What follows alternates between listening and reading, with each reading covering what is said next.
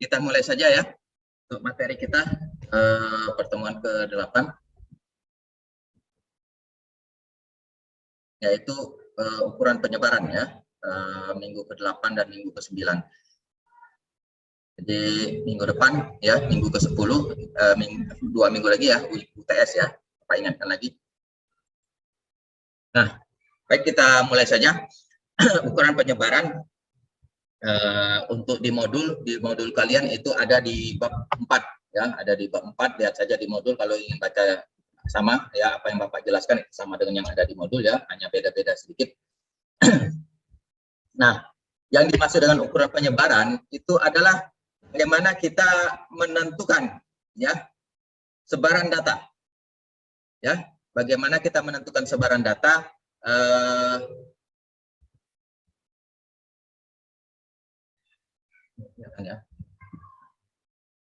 nah, sebaran data ya, yang disebut dispersi atau ukuran penyebaran itu adalah ukuran yang menunjukkan tinggi rendahnya perbedaan data yang diperoleh dari rata-ratanya. Artinya, kita menentukan ukuran penyebaran, mencari ukuran penyebaran untuk melihat bagaimana nilai-nilai sebaran data tersebut, ya, sebaran kelompok data yang akan kita ukur, kita cari nilai sentralnya, kita cari nilai ukuran letaknya ya, baik mean, median, modus dan kuartil, persil dan persentilnya kita cari.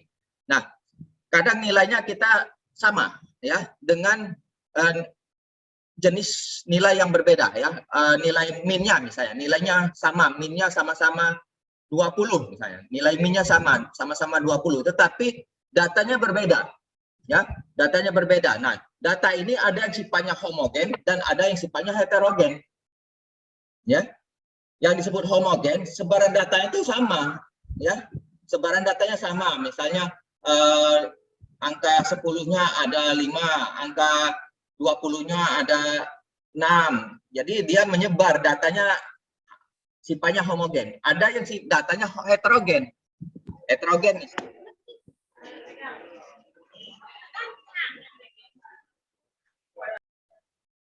Jadi kalau datanya heterogen ya, misalnya sama-sama minnya 20 ya. Minnya 20. Yang satu nilainya 10, datanya ada misalnya ada 10 ya, datanya ada 30 misalnya, datanya ada 10. 10-nya 10, 20-nya 10, 30-nya 10. Kalau kita rata-ratakan ya, kita cari minnya adalah 20 ya. Minnya ada 20 karena dia sifatnya homogen. Angka 10-nya ada 10, angka 20-nya ada 10, angka 30-nya ada 10. Jadi sifatnya homogen. Minnya 20. Kemudian ada juga nilainya 30 tapi dia menyebar. Menyebar ya, dari angka 5 sampai dengan angka misalnya angka 35 ya. 5 sampai 35 dia menyebar, 5-nya 1, 6-nya 8. Ya, 7-nya 1, 8-nya 2.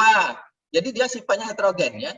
Nah, itu tetapi pada saat kita cari minnya nilainya sama. Minnya sama-sama 20 ya. Nah, fungsi dispersi kita ingin melihat sebaran data tadi ya, yang homogen tadi dan yang heterogen ya, kita ingin lihat sebaran datanya bagaimana ya. Nah, itulah kita melihat dengan menentukan ukuran penyebaran. Jadi ukuran penyebaran itu adalah menunjukkan tinggi rendahnya perbedaan data dilihat dari data rata-ratanya ya. Jadi kita melihat perbedaan tinggi rendahnya perbedaan data ya dari nilai rata-ratanya. Tadi yang Bapak contohkan ada yang sama homogen dan ada yang heterogen yang beda semua datanya ya. Jadi kita lihat itu. Kemudian ukuran penyebaran digunakan untuk mengetahui luas penyimpangan ya data ya, homogennya data. Kemudian yang tadi yang sudah Bapak jelaskan. Kemudian dua variabel data memiliki nilai min yang sama belum tentu memiliki kualitas yang sama ya. Jadi tadi sudah Bapak jelaskan juga. Jadi belum tentu walaupun nilai rata-ratanya sama, kualitas datanya belum tentu sama. Yang homogen kualitas datanya lebih baik daripada yang heterogen. Ya. Kemudian ada beberapa macam ukuran penyebaran data, namun yang kita gunakan ada 5, ya. Ada 5 macam ukuran penyebaran data, yaitu yang pertama jangkauan atau ring, yang kedua simpangan rata-rata, ya, yang ketiga simpangan baku, yang keempat varian, dan yang kelima koefisien variasi atau koefisien varian, ya.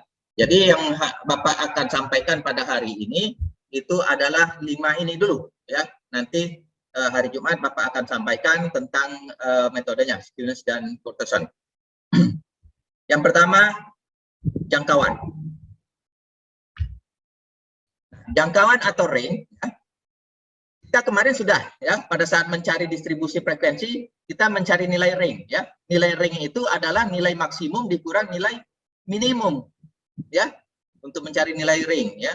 Jadi ring adalah salah satu ukuran statistik yang menunjukkan jarak penyebaran data dari nilai yang terendah ke nilai yang tertinggi. Jadi cara mencari nilai ringnya adalah nilai maksimum, nilai yang tertinggi, dikurangi nilai minimum atau nilai yang terendah. Ya, itu jangkauan. Contohnya, contoh jangkauan seperti ini. Nah, ini Bapak contohkan. Ada 3 contoh data, ya, A, B, C. Ya, A, B, dan C. A nilainya 60, 55, 70, 65, 50, 80, 40. B nilainya 50, 55, 60, 65, 70, 65, dan 55. C semuanya 60. Ya. Nah, dari data tersebut, dari data itu, 3 data itu, kita lihat nilai maksimumnya untuk A 80, minimumnya 40. Ya. Kemudian ringnya, ring adalah nilai maksimum dikurangi nilai minimum, 80 dikurang 40 sama dengan 40. Nilai minnya, nilai rata-ratanya 40, ya. Nilai rata-ratanya adalah 40. Jadi jumlah nilai dibagi N, ya. Kalau nilai rata-rata itu jumlah nilai dibagi N, ya. Jadi kita totalkan N-nya 1, 2, 3, 4, 5, 6, 7. N-nya ada 7. Jadi jumlah data 60 tambah 55 tambah 70 tambah 65 tambah 50 tambah 80 tambah 40 dibagi 7 sama dengan 60, ya. Minnya 60. Kemudian nilai B. Nilai B memiliki nilai maksimumnya, nilai tertingginya 70, nilai terendahnya 50. Beda kan dengan yang nilai A, ya. Kalau A tadi tertingginya 80, minimumnya 40. Kalau B nilai maksimum 70, minimumnya 50, ringnya 20.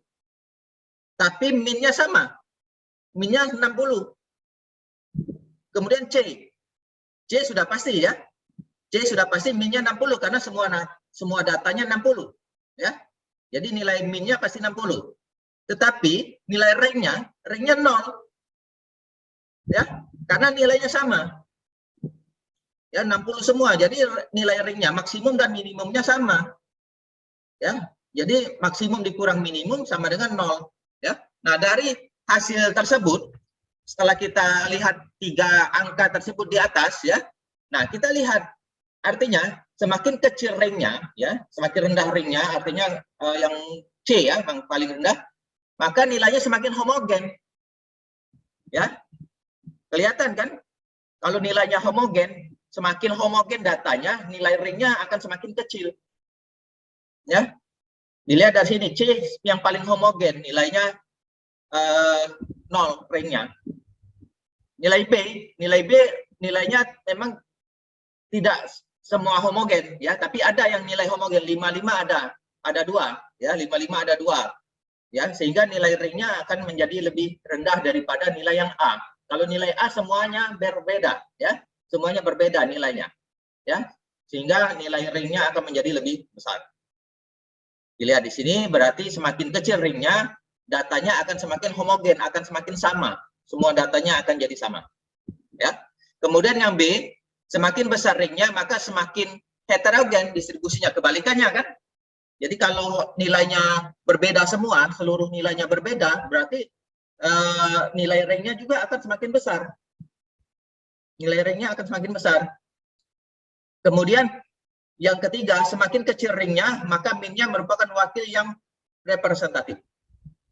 Ya, jadi semakin kecil ringnya atau semakin homogen datanya, ya, nilai min itu mewakili seluruh nilai, ya, menjadi wakil seluruh nilai, menjadi representatif seluruh nilai, ya. Kalau semakin kecil ringnya, jadi semakin rendah ringnya ini ditunjukkan, ya. pada C. C itu ringnya 0, minnya itu sama dengan nilai. Ya, minnya itu sama dengan nilai. Jadi semakin kecil ringnya, maka minnya akan menjadi nilai yang representatif terhadap wakil dari nilai yang ada. Ya. Kemudian D, semakin besar ringnya, maka nilai minnya tidak representatif. Ya, kurang representatif. Ya. Jadi nilainya merata 40, 50, 80, nilai minnya 60, ya, tidak sama, ya, tidak mewakili seluruh nilai, ya. Padahal nilai 60 hanya satu di situ kan, nilai 60 hanya satu di situ, tetapi nilai minnya 60. Kemudian yang kedua, nilai minnya 60, padahal 60 hanya satu di situ. Yang ada dua nilainya adalah 55 di B. Ya, di B itu yang nilainya ada dua adalah 55 yang paling banyak, tetapi nilai minnya bukan 55 tapi 60, ya. Nah ini, jadi yang di D ini semakin besar minnya, semakin besar ringnya, minnya tidak kurang representatif untuk mewakili nilai-nilai yang ada, ya. Semakin homogen nilainya, ya, atau semakin kecil ringnya, semakin semakin kecil ringnya, nilai minnya mewakili nilai-nilai yang homogen, nilai-nilai yang ada. Ya, itu ciri khas dari ring, ya. Kita untuk melihat sebaran datanya berdasarkan ringnya. Ya, jadi untuk mengukur sebaran datanya nilainya homogen atau heterogen, kita lihat dari nilai yang pertama, kita lihat dari nilai ring. Ya, semakin rendah ringnya, nilainya homogen. Semakin homogen, semakin tinggi ringnya, nilainya semakin heterogen. Ya, tuh. Ya, itu yang pertama. Kemudian yang kedua, kita menggunakan untuk mengukur sebaran data, yang kedua kita menggunakan simpangan rata-rata atau mean deviation. Mean deviasi, ya. Simpangan rata-rata. Nah, simpangan rata-rata adalah merupakan penyimpangan nilai-nilai individu dari nilai rata-ratanya. Jadi ini dengan menghitung simpangan rata-rata kita akan melihat ada nilai-nilai per individu, ya, per nilai yang kita lihat ada yang menyimpang jauh, misalnya kisaran datanya 1 sampai 99, ternyata pada saat kita lihat rata-ratanya hanya 30, ya, terlalu jauh kan 99 dengan 30, ya. Seharusnya nilai rata-rata itu yang paling bagus, nilai rata-rata itu mendekati median, ya. Nilai rata-rata itu mendekati median, itu yang paling bagus, ya, mendekati nilai tengahnya, ya, itu yang paling bagus. Kalau nilai rata-ratanya jauh dari nilai tengahnya, itu simpangan rata-ratanya akan semakin jauh, nilai sebaran datanya akan semakin besar. Ya, rata-rata bisa berupa mean atau median. Ini tadi sudah Bapak sampaikan, ya.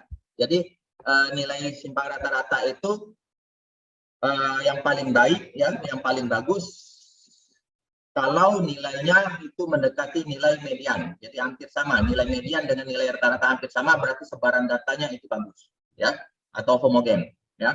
Kalau dia nilai mediannya jauh dari nilai median, nilai minnya jauh dari nilai median, berarti nilainya, sebaran nilainya itu heterogen, ya, terlalu jauh. Bahkan ada nilai yang menyimpang jauh. Kemudian untuk data mentah simpangan rata-rata median cukup kecil, sehingga simpangannya dianggap paling sesuai untuk data yang mentah. Kemudian, namun pada umumnya simpangan rata-rata dihitung dari nilai min, ya. Jadi simpangan rata-rata dihitung dari nilai minnya, nilai rata-ratanya. Nah, kemudian kita menggunakan rumus, ya. Hari ini Bapak hanya menggunakan rumus saja, ya. Ada contoh-contoh sedikit. Nah, untuk simpangan rata-rata kita sama seperti kemarin, ya. Kita untuk data, kita ada data tunggal dan ada data kelompok, ya. Ada data tunggal, data kelompok. Kalau data tunggal datanya data satu-satu berurut, ya. Kalau data kelompok itu data yang ada di dalam tabel frekuensi, ya. Ada di dalam tabel frekuensi yang sering kita pakai itu data kelompok. Jadi datanya berkelompok. Kalau data tunggal datanya satu-satu, ya. Nah, untuk data tunggal, untuk mencari simpangan rata-rata rumusnya adalah sigma XI, ya. XI itu adalah nilai tengah, ya. XI itu adalah nilai tengah dikurang X bar adalah nilai rata-rata dibagi dengan N. N itu adalah jumlah data, Ya. Jadi untuk mencari simpangan rata-rata data tunggal, ya, rumusnya adalah sigma XI dikurang X bar. Ya. Jadi jumlah dari nilai tengah dikurang dengan nilai rata-rata dibagi dengan jumlah nilai. Jumlah nilainya ada berapa, ya. Nah, kemudian untuk data kelompok, kita menggunakan, karena kita menggunakan tabel frekuensi, ya, kita menggunakan tabel frekuensi. Rumusnya berbeda, rumusnya menggunakan tabel frekuensi. Ya, jadi simpangan rata-rata adalah jumlah frekuensi dari nilai tengah dikurang nilai rata-rata dibagi dengan jumlah frekuensi. Ya, nanti kita contoh-contohnya ada di setelah ini. Ya, jadi itu. Jadi untuk mencari data, bedanya data tunggal dengan data kelompok, ya.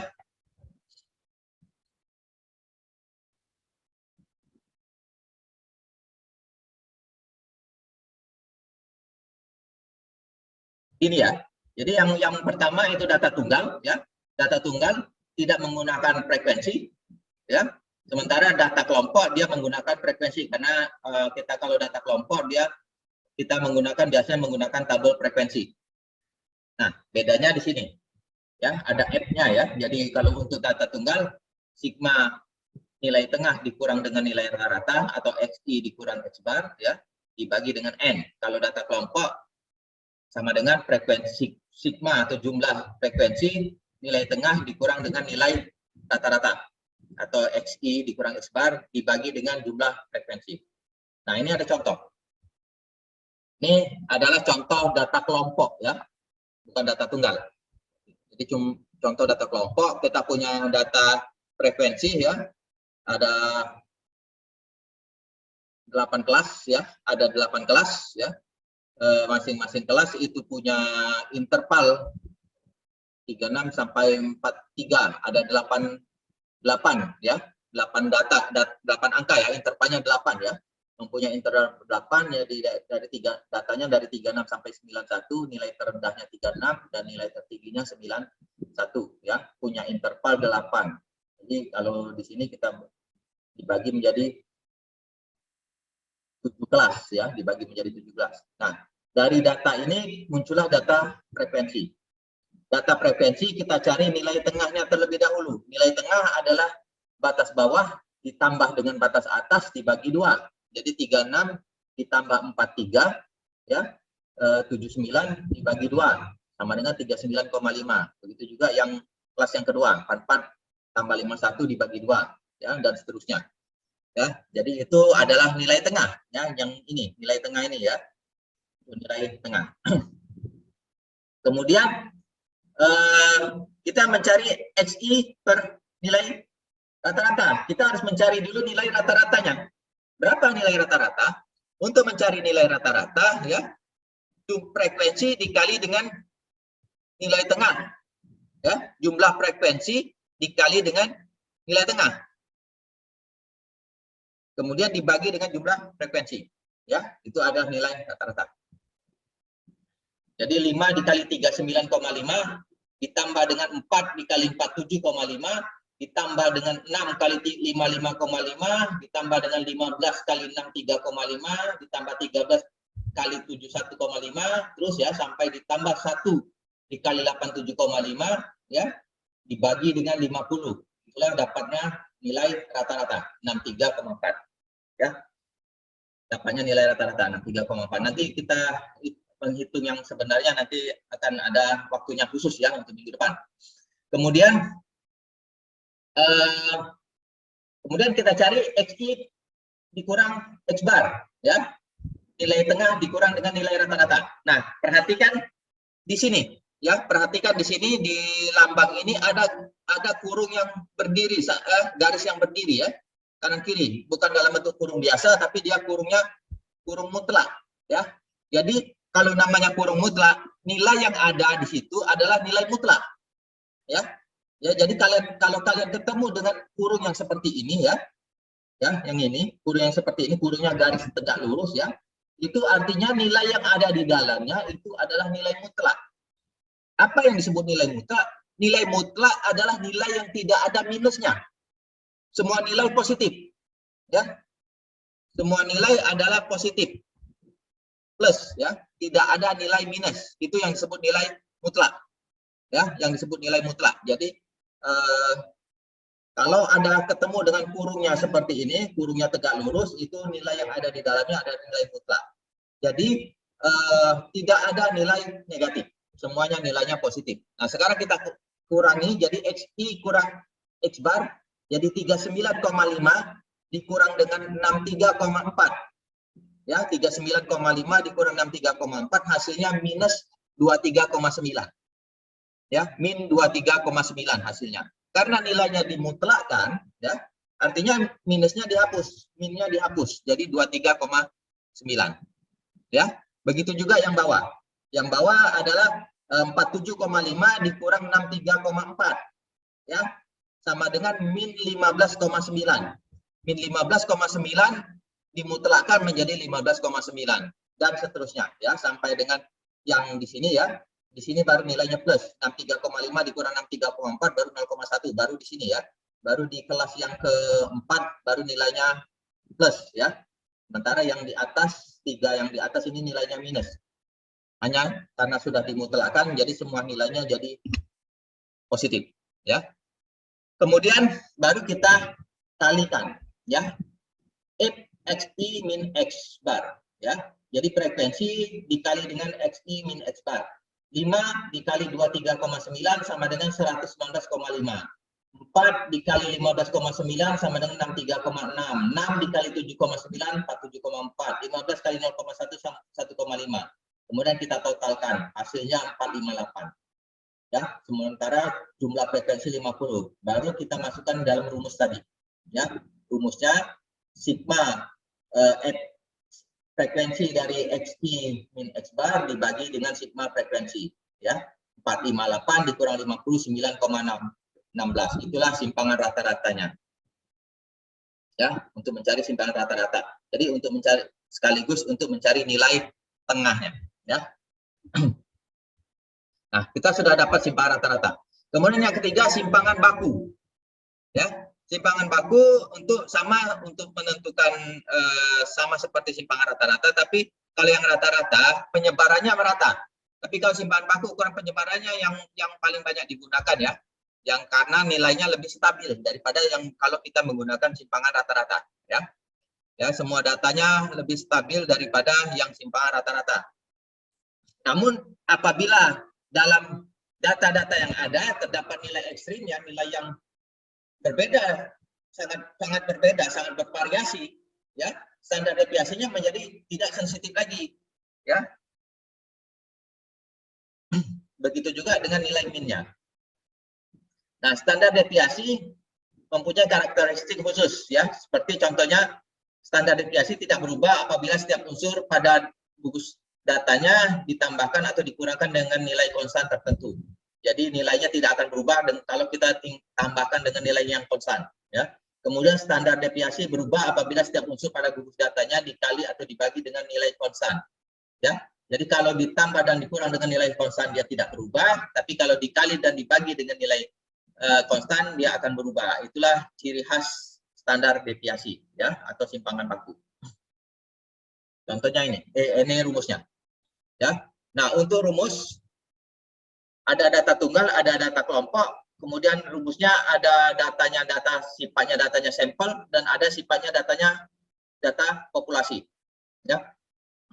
Kalau sigma yang datanya data sampel untuk data tunggal, rumusnya adalah akar dari XI min X bar ya kuadrat dibagi dengan N min 1 ya. N min 1 adalah jumlah data. Kemudian untuk data populasi ya, untuk data populasi nilainya rumusnya adalah sigma akar dari sigma XI min mu ya. Mu itu adalah nilai rata-rata data kelompok ya, data populasi ya. Nilai rata-rata data populasi. Kalau ini nilai rata-rata data tunggal. Kalau yang mu adalah nilai rata-rata data populasi. Akar kuadrat dibagi dengan N. N-nya tidak min 1. Kalau data tunggal N-nya min 1. Ya, kemudian simpangan baku. Ya, ini simpangan baku contohnya ini ada data Ya, selama 10 kali ulangan semester terdapat nilai sebagai berikut ya. Nah, kita hitung berapa nilai simpangan bakunya. Ya. Simpangan bakunya dinyatakan dengan menggunakan rumus seperti ini ya. Jadi kita pakai rumus. Kita cari dulu simpangan baku yang sama penghitungnya ya. Kita cari nilai tengahnya. Nilai datanya 91, ini data tunggal ya. Khusus untuk data tunggal, jadi nilai tengah dia tidak ada nilai tengah ya. Kalau data tunggal dia nilainya nilai yang tunggal 91, 79, 69. Kemudian nilai rata-rata dikurang dengan simpangan nilai tunggalnya sama dengan sekian ya, 5,1 min 6,9. Kemudian ini adalah kuadratnya, nilainya dikuadratkan ya. Jadi hasilnya kita masukkan dalam rumus sama dengan 6,759 ya. Kemudian ini adalah rumus simpangan baku untuk data kelompok. Kalau yang data tunggal, kemudian ada rumusnya ya. Nah, kalau data tunggal datanya XI ini adalah XI-nya adalah nilai tengah ya. Kalau tadi datanya nilainya ya, bukan nilai tengah. XI-nya adalah nilai tunggalnya. Kalau di dalam data kelompok, XI adalah nilai tengah dikurang X bar kuadrat dibagi dengan N-1. Hampir sama rumusnya, tapi bedanya dia ada frekuensi ya, dikali dengan frekuensi. Kalau yang tadi, yang ini tidak ada frekuensinya ya. Rumusnya sama, tapi yang kelompok dia pakai frekuensi ya, dia menggunakan frekuensi. Kemudian nilai XI-nya, kalau di data kelompok XI-nya adalah nilai tengah ya. Kalau di data tunggal XI-nya adalah data tunggalnya. Misalnya contohnya ini 917968. Jadi XI-nya adalah masing-masing nilai ini ya. Masing-masing nilai ini 917986 ya. Untuk yang data tunggal. Untuk data kelompok XI-nya adalah nilai tengah. Ini ada contoh. Ya, contoh untuk data kelompok. Ya, kita ada nilai frekuensi tinggi badan, nilai interval tinggi badan 131 sampai 40 ya, ada 6 kelas ya. Dengan nilai frekuensinya ini, bagaimana kita menghitung simpangan bakunya? Kita cari frekuensi, kita cari nilai tengahnya ya, nilai 3 adalah 131 tambah 140 atau batas bawah dikurang batas atas dibagi 2 sama dengan nilai tengah ya. Kemudian langsung menggunakan rumus F X kali XI ya. Sama dengan 2 kali 135,5 ya. Jadi F dikali XI dikali ya, FI dikali XI, 2 dikali 135,5 sama dengan 271, 8 dikali 145,5, 1164 dan seterusnya ya, sehingga kita dapatkan jumlah FI kali XI sama dengan 7022 ya. Kemudian nilai rata-rata simpangan bakunya adalah FI kali XI ya, 7022 dibagi dengan jumlah frekuensi. Jumlah frekuensinya 2 tambah 8, 10, 10 tambah 25, 35, 35, 44, 50. Ya, jumlah datanya ada 50. Jadi 7022 dibagi dengan 50 sama dengan 140,44. Itu adalah simpangan bakunya. Ya, nilai simpangan baku. Kemudian kita mencari nilai rata-rata, sorry 140,44 ini adalah nilai rata-rata. Kemudian baru kita cari nilai simpangan bakunya. Nilai simpangan baku menggunakan rumus XI min mu kuadrat dibagi N ya. Kemudian kita masukkan ini rumusnya di sini ya. Nilai frekuensi sama, nilai ininya sudah kita hitung ya. XI kurang X artinya kita cari dulu nilai rata-rata. Nilai rata-ratanya tadi berapa? 140,44 ya. 140,44 berarti nilai tengah dikurang nilai rata-rata. Nilai tengahnya 135,5 dikurang dengan 140,44 sama dengan min 4,94. Nah, ini perhatikan di sini. Kalau di sini kurungnya kurung biasa, ya, bukan kurung yang garis tegak lurus tadi. Artinya nilainya minus, ya. Nilainya harus sama dengan hasil pengurangan, ya. Kalau yang tadi nilainya nilai mutlak, jadi walaupun nilainya minus tetap dibuat positif, ya. Kalau ini karena kurungnya kurang biasa, dia tetap kalau 135,5 ya, ini 135,5 dikurang dengan 140,44 ya, sama dengan min 4,94. Kemudian yang kedua 145,5 dikurang dengan 140,44 sama dengan 506 ya. Terus sampai ke bawah. Ya, kemudian dikuadratkan. Nah, kalau dikuadratkan kan tidak perlu angka mutlak. Begitu dikuadratkan nilainya menjadi positif semua. Ya. Jadi ini X1 min X bar, XI min X bar dikuadratkan hasilnya seperti ini ya, 24,405 ya. Kalau kuadrat itu artinya dikali double ya, min 4,94 dikali min 4,94 sama dengan 24,405. Kemudian kita kalikan dengan frekuensi, nilai XI min X bar kuadrat dikali dengan frekuensi sama dengan nilainya ini ya, sehingga kita dapatkan jumlah FI XI min X bar kuadrat sama dengan 33,983. Baru kita masukkan rumus 33,983,38 dibagi 50 sama dengan 2607 ya. Itu untuk mencari simpangan baku. Kemudian yang keempat adalah menentukan nilai varians, mencari nilai varians sama ya. Jadi yang keempat untuk menentukan ukuran sebaran data adalah nilai varians. Nilai varians adalah ukuran dispersi atau ukuran variasi. Jadi beberapa bagaimana variasi dari nilai-nilai tersebut ya. Dari seluruh nilai yang ada, variasinya seperti apa? Ya, kita melihat variansnya. Nah, varians dapat menggambarkan bagaimana berpencarnya suatu data ya. Jadi data itu berpencarnya seperti apa ya? Apakah merata atau homogen atau sifatnya variannya heterogen ya. Memencarnya terlalu banyak ya. Varians simbolnya adalah tau ya, ini kode tau ya, simbolnya tau kuadrat ya, atau sigma kuadrat untuk populasi dan untuk S2 sampel ya. Selanjutnya kita gunakan simbol. Nah, untuk nilai varians data tunggal ya, untuk yang populasi dan sampel rumusnya seperti ini ya. Untuk yang populasi rumusnya sigma XI min X.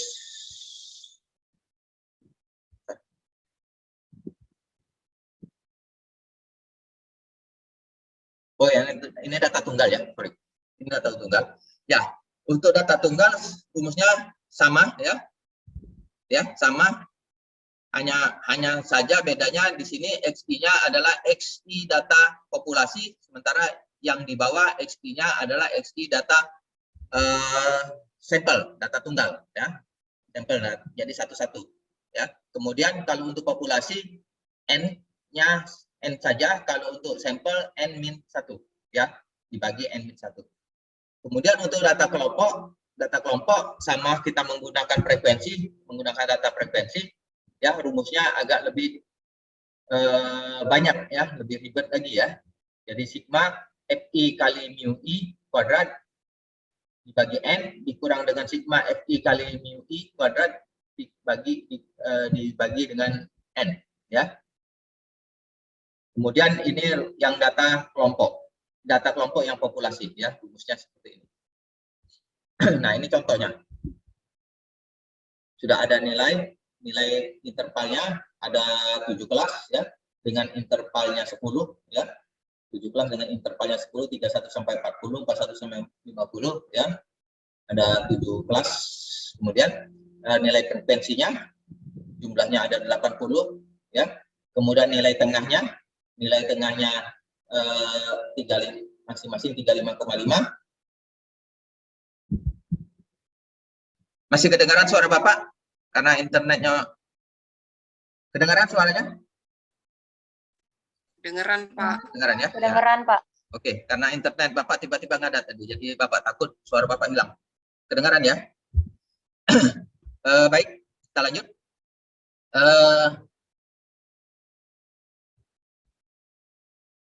Ini nilai tengahnya ya, nilai tengahnya. Kemudian ini nilai frekuensinya, nilai tengah. Tidak perlu Bapak jelaskan lagi, sudah tahu ya. Nilai batas bawah dikurang batas ditambah batas atas dibagi 2. Jadi ini nilai tengah. Kemudian ini adalah frekuensi dikali nilai tengah. Ya, frekuensi dikali tengah artinya F dikali XI. Ya. Ini XI ya, bukan MI ya, XI. Ini ya 2 kali 35,5 sama dengan 71, 3 kali 45,5 136,5 dan sebagainya. Kemudian ini FI dikali MI kuadrat ya, FI dikali XI kuadrat ya. Nilainya seperti ini. Jadi 71 kuadrat ya. 71 kuadrat sama dengan ini seharusnya kurung dulu ya, dikurung FI kali MI tutup kurung baru kuadrat ya. Nah, masukkan di rumus. Rumusnya nilai N-nya sama dengan 80, nilai min-nya, nilai tengahnya, nilai rata-ratanya adalah 76,13 ya. 60,90 dibagi dengan 80 ya. 60,90 dibagi 80 sama dengan 76,13. Kemudian standar deviasinya untuk data ini data tunggal data kelompok ya, data kelompok sampel ya. Data kelompok sampel adalah ini rumusnya sigma FIMI kuadrat dikurang sigma FIMI kuadrat dibagi N ya, dibagi dengan N-1 ya. Masukkan angkanya masukkan sigma FIMI kuadrat ini ya 479670 dikurang dengan sigma FIMI ya, sigma FIMI 60 kuadrat ya, dibagi dengan 80 dibagi dengan N-1, 80 dikurang 1 sama dengan 7793 ya. Ini rumusnya. Jadi ragamnya atau variannya adalah 6070,81 ya. S-nya sama dengan 77,92. Kemudian yang terakhir adalah koefisien variasi. Koefisien variasi adalah merupakan ukuran variasi yang digunakan untuk membandingkan distribusi data yang mempunyai satuan yang berbeda ya. Kadang kita untuk satuan tinggi badan ya, tinggi badan ada yang satuannya meter, ada yang satuannya sentimeter, ada berat, ada yang satuannya gram, ada satuannya kilogram ya, jadi menggunakan satuan yang berbeda. Nah, kita menggunakan koefisien variasi ya, menggunakan koefisien variasi artinya kita harus menggunakan ya, kalau datanya sebaran datanya itu berbeda satuan, yang kita pakai bukan yang varians, tapi yang kita pakai adalah koefisien varians ya. Yang kita pakai adalah koefisien varians. Ya, rumusnya seperti ini ya, untuk populasi. Ini contohnya ya. Kita menggunakan data kelompok A rata-rata ya. Ini adalah contoh. Jadi koefisien variasi A sama dengan X dibagi X ya, dikali 100 ya, 20 dibagi dengan 6,1. 6,1 adalah nilai tengahnya ya, nilai rata-ratanya 60,1 ya. Sementara simpangan variasi yang nilai simpangannya 2 dikali 100%, koefisien variasi untuk A 33,2, sementara koefisien variasi untuk B adalah 30,7 ya. Jadi kita menggunakan data yang berbeda. Nah, ini untuk skewness dan kurtosis akan Bapak jelaskan pada hari Jumat. Sampai di sini ada yang mau ditanyakan?